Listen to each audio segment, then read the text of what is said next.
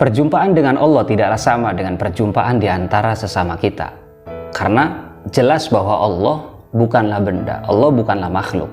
Sehingga dengan demikian pastilah tidak membutuhkan ruang, pastilah tidak membutuhkan apapun yang lain. Karena tidak ada apapun yang serupa dengan Allah Subhanahu wa Ta'ala. Perjumpaan dengan hadiratnya adalah merasakan keberadaan dan kemahaannya pada segala sesuatu, pada diri orang-orang ma'rifat, juga pada apapun yang berada di luar diri mereka. Tidak ada apapun di dunia ini yang tidak menampung kehadiran dan kemahaannya, termasuk partikel yang paling kecil sekalipun.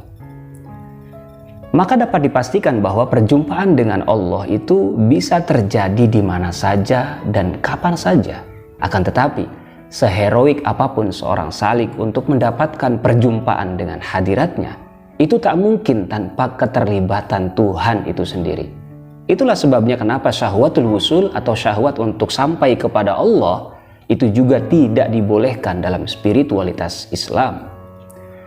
Dapat digambarkan di sini bahwa seorang salik itu tidak akan pernah mengalami kemajuan satu langkah pun untuk menyongsong pertemuan sakral itu tanpa pertolongan Tuhan.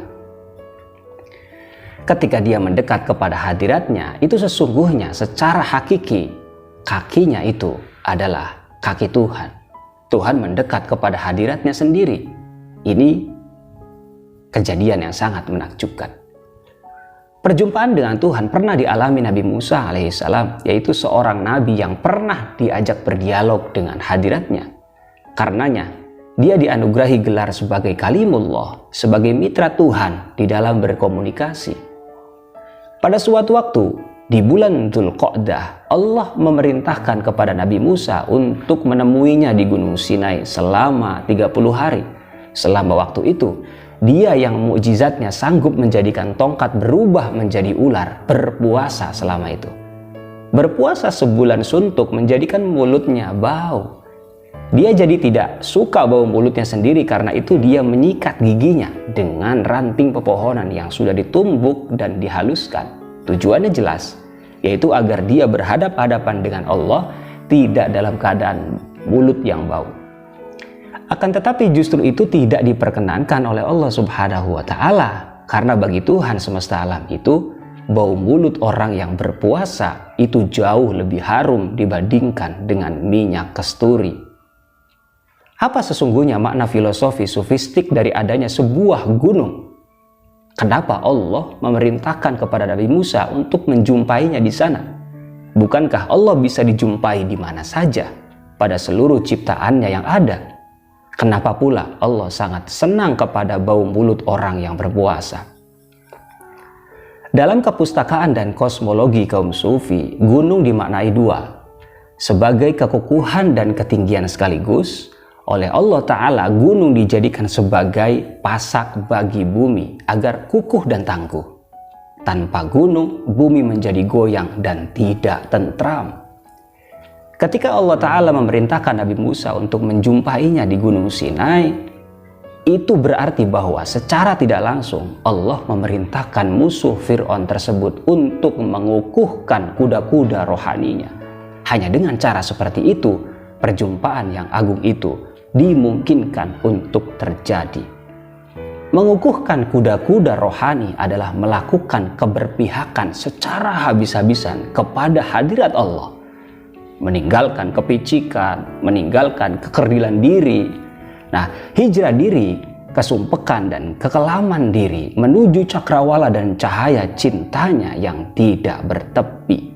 Ketika seluruh egoisme dan kekerdilan diri habis, maka muncullah gunung kemahaannya pada diri Nabi Musa. Itulah korelasi spiritual ketika Tuhan seolah-olah muncul dari dua arah sekaligus. Dari zatnya yang mutlak dan tak terbayangkan, dan dari arah Nabi Musa itu sendiri.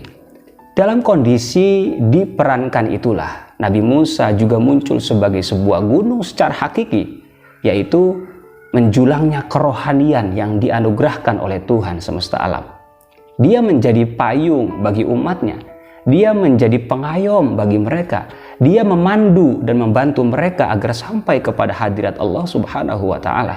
Akan tetapi, ketika si gunung rohani itu masih memunculkan setitik debu keakuannya, maka kesempurnaannya akan menjadi berkurang. Setitik debu itu tak lain adalah upaya Nabi Musa untuk menghilangkan bau mulutnya sendiri karena berpuasa.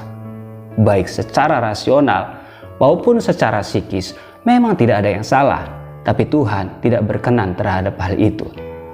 Bagi hadirat Allah, bau mulut orang berpuasa itu jauh lebih harum dibandingkan dengan wangi kasturi, karena hal itu merupakan simbol hakiki pencapaian seorang hamba untuk sampai kepada kefanaan dirinya.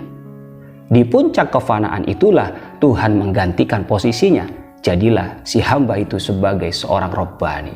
Itulah sebabnya Tuhan kemudian memerintahkan kembali kepada Nabi Musa untuk menambah puasanya sebanyak 10 hari lagi. Genaplah kemudian puasanya menjadi 40 hari, sebuah bilangan yang cukup sakral di dalam ajaran Islam, di mana para nabi rata-rata pada umur 40 mereka diutus menjadi rasul. Lalu berjumpalah Nabi Musa dengan Tuhannya secara lebih sempurna. Beliau berdialog dengan hadiratnya dengan tanpa huruf, dengan tanpa suara. Beliau mereguk kalam-kalam ya Allah dengan begitu nikmat. Sebuah perjumpaan yang teramat agung dan sakral untuk sepenuhnya didedahkan dengan bahasa dan perkataan. Allahu a'lam bishawab.